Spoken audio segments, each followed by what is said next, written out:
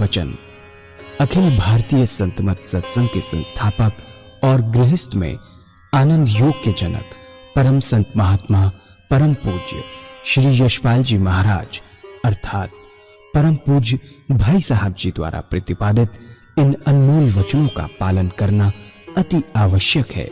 ये वचन हमारी गृहस्थ आध्यात्मिक साधना के लिए मूलभूत सिद्धांत हैं, जो इस प्रकार हैं। हम दुनिया की हर चीज की कीमत आंकते हैं, अपने मानव जीवन की कीमत भी जाने व परमात्मा की प्राप्ति हेतु साधना करें। मनुष्य योनि एक उपहार है, इसीलिए परमात्मा को धन्यवाद देते हुए आधा घंटा प्रातःकाल, आधा घंटा सायंकाल पूजा अवश्य करें। सत्संग, सतनाम व सद्गुरु को प्राथमिकता देते हुए इसी के आधार पर ध्यान योगाभ्यास अवश्य करें व गृहस्थ के कार्यों को परमात्मा का कार्य समझकर उसी की याद में संपन्न करें। हर समय ये ध्यान रहे कि गुरु कृपा द्वारा परमात्मा की पवित्र सत्ता का हमारी आत्मा में वास है, अतः मन में निरंतर अपने इष्ट देव का जाप करें। मान सम्मान की इच्छा न करें व अपमान से दुखी न हो। परमात्मा के अतिरिक्त किसी और का भय न करें। दूसरों की बुराई न करें, न सुने, सत्य व मधुर बोलें, अश्लील शब्द मुंह से ना निकालें, सभी से नम्रतापूर्ण व सुंदर व्यवहार करें। धर्म पत्नी के अतिरिक्त अपने से बड़ी से माता जैसा, बराबर की से बहन जैसा व छोटी से पुत्री जैसा व्यवहार करें। सांसारिक जीवन यापन की आवश्यकताएं अंतहीन है, इसलिए अधिक से अधिक समय सत्संग में व धन परोपकार में खर्च करें। याद रखें, न स्त्री माया है, न धन दौलत, न ही परिवार। माया वह है जो हृदय को परमात्मा से दूर हटा दे। अतः निरंतर सत्संग और सद्गुरु की शरण में रहने का प्रयास करें। भोजन अपने इष्ट को अर्पण कर प्रसाद रूप में परमात्मा की याद में करें।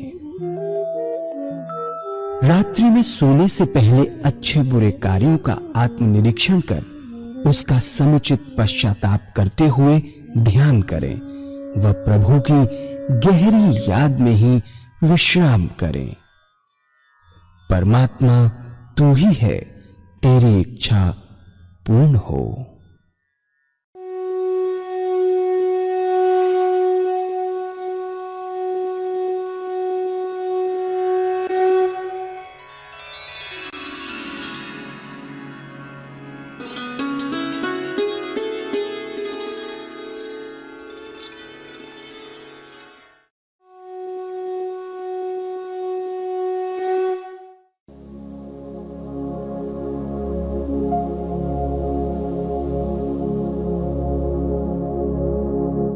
जय सद्गुरुदेव जय पद शरणं श्री यशरूप चरणों शरणं। जय सद्गुरुदेव जय पद शरणं श्री यशरूप चरणों शरणं। मुझे इस विषय पर अपने सद्गुरुदेव परम संत महात्मा श्री यशपाल जी महाराज का एक अनुभव याद हुआ है, जो मैं आपके सामने रखूंगा। एक बार वो जबलपुर से मुरादाबाद जा रहे थे। रास्ते में प्रयागराज का स्टेशन पड़ा। उन दिनों कुंभ का मेला समाप्त हुआ था। जब गाड़ी प्रयागराज स्टेशन पर पहुंची तो देखा कि स्टेशन पर काफी भीड़ है। ये भीड़ एक महात्मा जिनको अवधूत कहते थे छोड़ने आई हुई थी। गाड़ी आई, जय जयकार हुआ, गले में हार डाले गए, इत्फाक से, परमात्मा की कृपा से ये जो महात्मा थे उसी डिब्बे में चढ़े जिसमें सदगुरुदेव जी बैठे हुए थे, और आपके सामने की बर्थ खाली थी, उसी पर आके विराजे। जब गाड़ी चली और आगे निकल गए तो आपके साथ बातचीत शुरू हुई। इस बातचीत के दौरान गुरुदेव जी ने उनसे एक प्रश्न किया, और ये था कि आपको संन्यास लिए कितने समय हो गया? उत्तर मिला 14 वर्ष। बातचीत में दूसरा प्रश्न किया कि महाराज आप बाल ब्रह्मचारी हैं या जब संन्यास लिया तो गृहस्थी थे? उन्होंने उत्तर दिया कि मैं गृहस्थी था, मेरे स्त्री और 2 बच्चे थे। बातचीत होती रही। इसके बाद गुरुदेव जी ने उनसे प्रार्थना की कि महाराज वो एक प्रश्न और करना चाहते हैं, लेकिन वह प्रश्न कुछ अजीबोगरीब है। यदि पहले आप क्षमा करें और मुझे सांत्वना दें, आशीर्वाद दें कि मेरे इस टेढ़े प्रश्न से आप नाराज नहीं होंगे, तब प्रश्न करूंगा, अन्यथा नहीं। मैं किसी के हृदय को दुखाना नहीं चाहूंगा। महाराज जी चुप हो गए, ध्यान में चले गए। कुछ समय बाद आपने आंखें खोली और कहने लगे कि बच्चा आप कुछ पूछना चाहते थे, आपने पूछा नहीं। फिर आपने अपनी बात दोहराई कि आप वायदा करें कि इस टेढ़े प्रश्न से आप नाराज नहीं होंगे, तभी प्रश्न किया जाए, अन्यथा नहीं। बोले पूछो, नाराज नहीं होगा।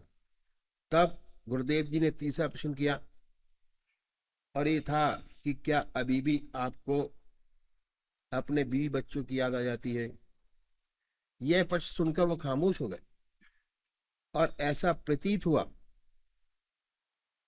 कि ध्यान में चले गए। 10 मिनट बाद आपने आंखें खोली और कहने लगे कि बच्चा सत्य यही है कि आज भी मुझे अपने बीवी बच्चों की याद आ जाती है, और खास तौर से जब मैं अपने गांव के पास से निकल जाता हूँ, जहाँ का मैं रहने वाला हूँ, तो ये याद बिल्कुल ताज़ा हो जाती है। ये मेरी स्त्री, ये मेरे बच्चे, ये मेरा खेत, ये मेरा मकान। अब बच्चे बड़े हो गए, उन्होंने काम काज संभाल लिया। गुरुदेव जी ने आपके चरण छुए। वाकई में बहुत ऊंचे महात्मा थे, अवधूत थे, कोई शक नहीं। क्योंकि सन्यास लेते ही आश्रम बदल जाता है। ना उसका कोई बीवी, ना उसका कोई बच्चा, ना उसका कोई खेत, ना उसका कोई मकान। शरीर से त्याग हो गया, लेकिन मन से त्याग नहीं हुआ। मन से त्याग करने में बड़ा समय लगता है।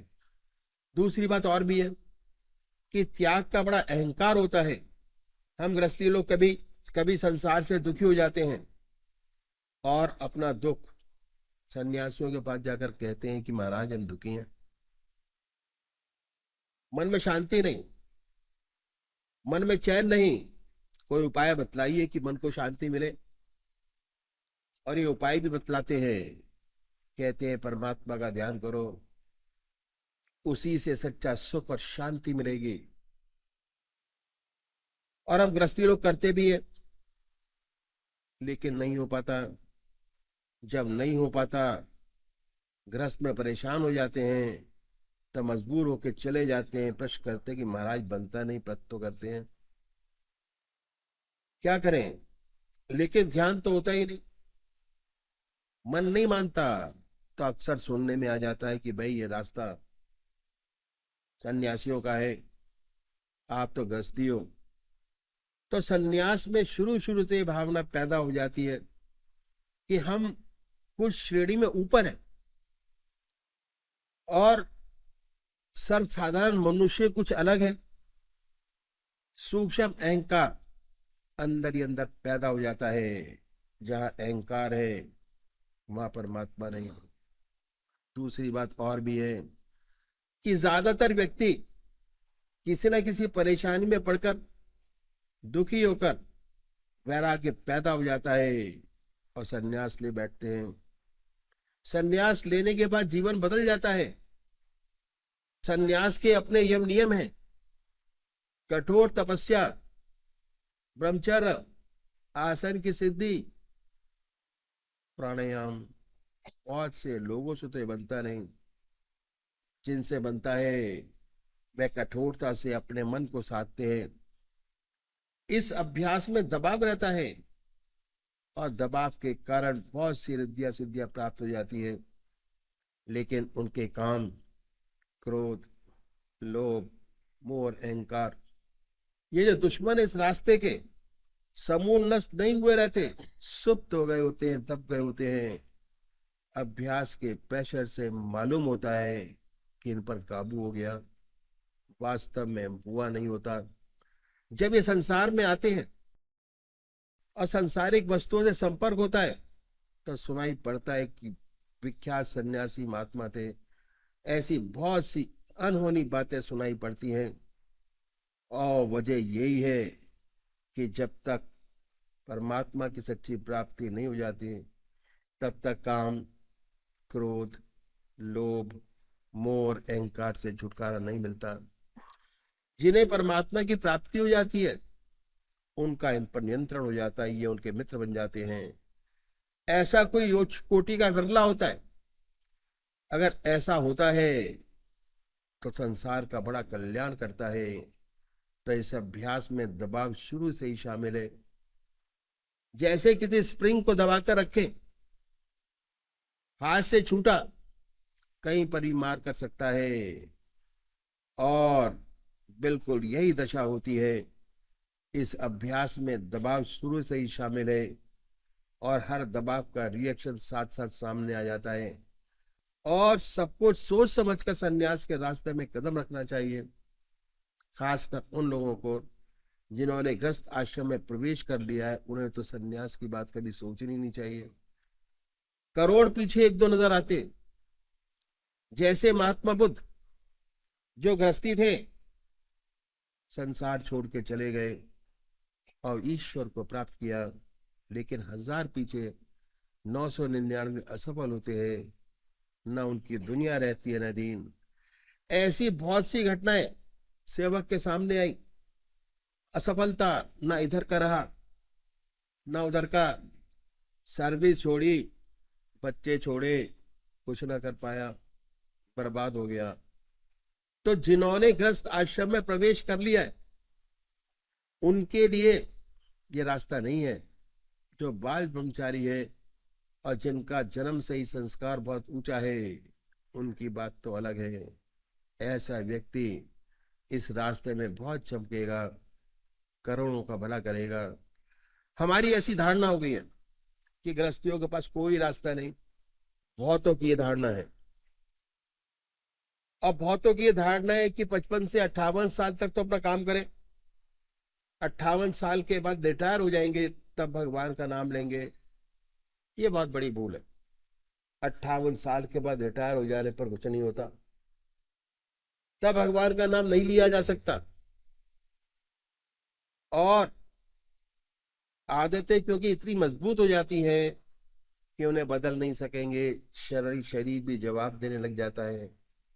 आप बैठ नहीं सकेंगे, ध्यान करने की बात तो अलग रही। तो ये भावना जो हमारे अंदर आ गई है, बड़ी गलत है। और अधिकतर लोगों की ये भावना है कि 58 साल के बाद पूजा पाठ करेंगे। अभी से पूजा पाठ करके क्या करना, बहुत गलत है। जो कुछ बनेगा आज बनेगा, अभी बनेगा। तो गृहस्थियों का रास्ता ही बहुत पुराना है। आपने राजा जनक का नाम सुना होगा। राजा जनक को विदे कहते थे। कितना बड़ा महात्मा, कितना बड़ा ब्रह्मज्ञानी हुआ। उसके जमाने के महर्षि अपने शिष्यों को उनके पास भेजते थे परीक्षा के लिए कि अगर राजा जनक कह दे कि ब्रह्मज्ञानी है तो है, नहीं तो नहीं। वह राजा था, राज का कितना कार्यभार उसके ऊपर था, कितनी जिम्मेदारियां थी। उन सब जिम्मेदारियों को निभाते हुए एक राजा हो सकता है ब्रह्मज्ञानी, तो हम आप क्यों नहीं हो सकते। तो ये रास्ता बहुत पुराना है जो मैं आपके सामने रखूंगा। इसे कहते हैं इति मार्ग। इसमें हम अपने जीवन में एक चीज बढ़ाते हैं, घटाते नहीं। और बढ़ाते क्या हैं?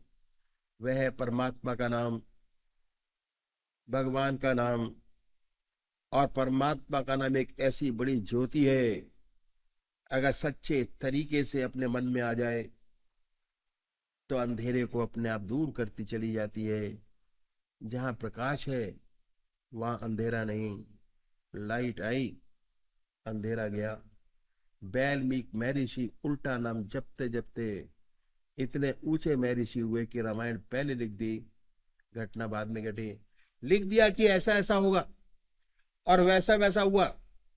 इतना बड़े महर्षि हुए, क्या जीवन था उनका। और जब उनके जीवन में परिवर्तन आया तो उल्टा नाम जपते जपते, भगवान का नाम लेते लेते इतने ऊंचे महर्षि हुए कि रामायण पहले लिख दी, घटना बाद में घटी। तो ये ऐसा प्रकाश है, ऐसा उजाला है, अगर सच्चे तरीके से हृदय में जागृत हो जाए तो अंधेरे को अपने आप दूर कर देता है। तो छोड़ना कुछ नहीं है।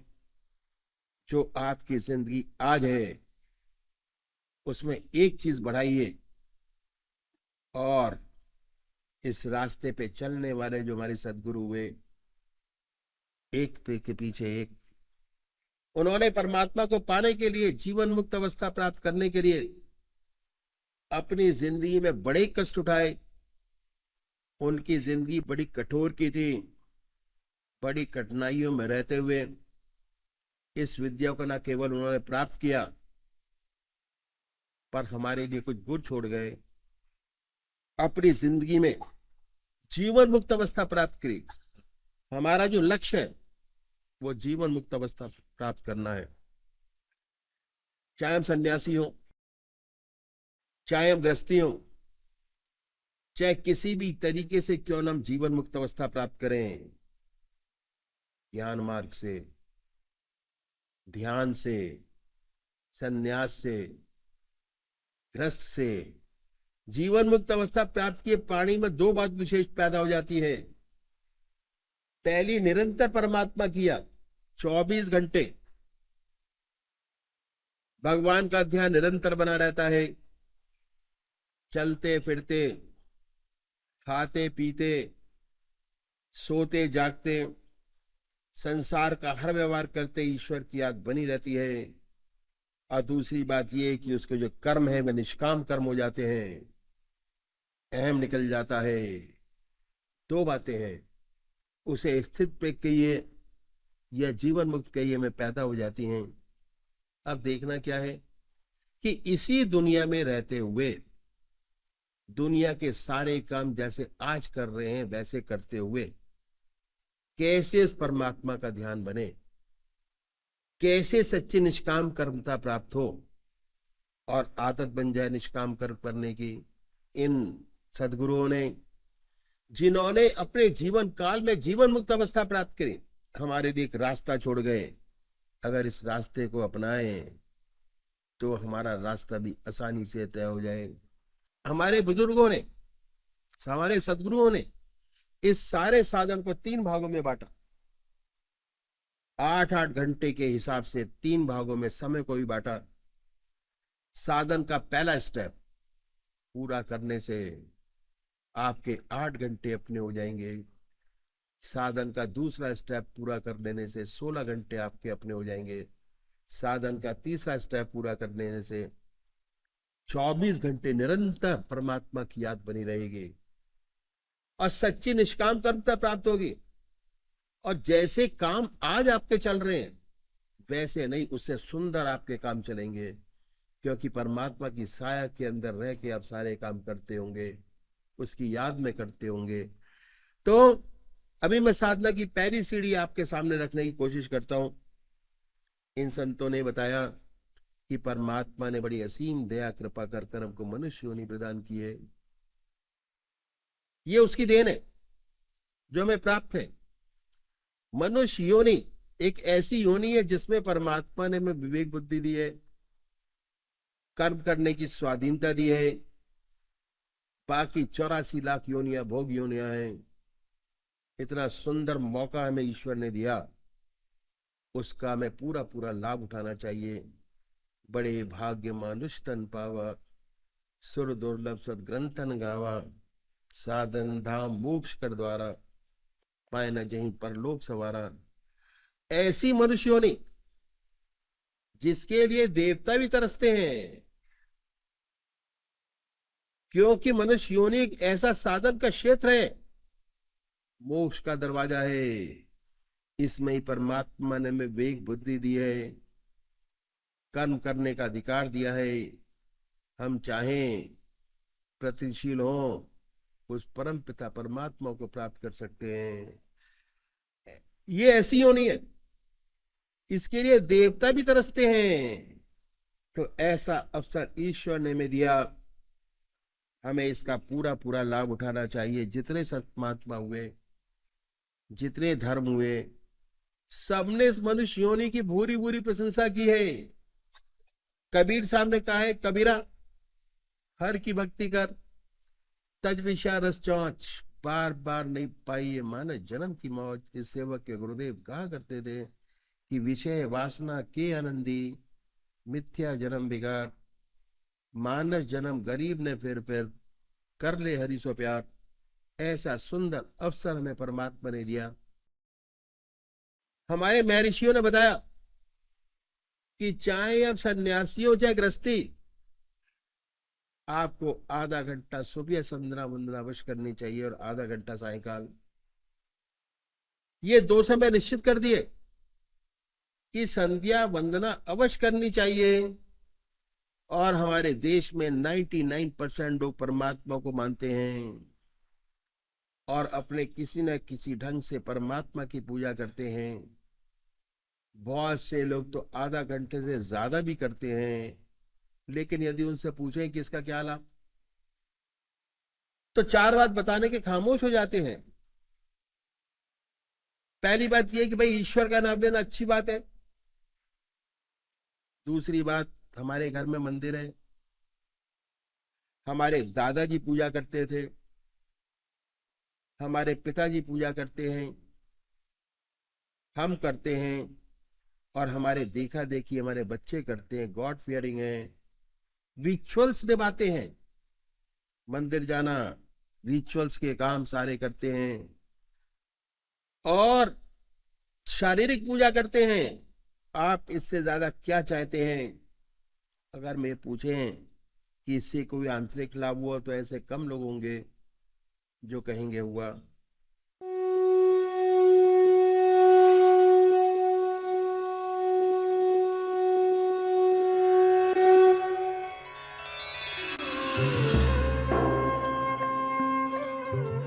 ध्यान योग के कार्यक्रम आनंद योग से निशुल्क जुड़ने के लिए संपर्क करें 9810239677।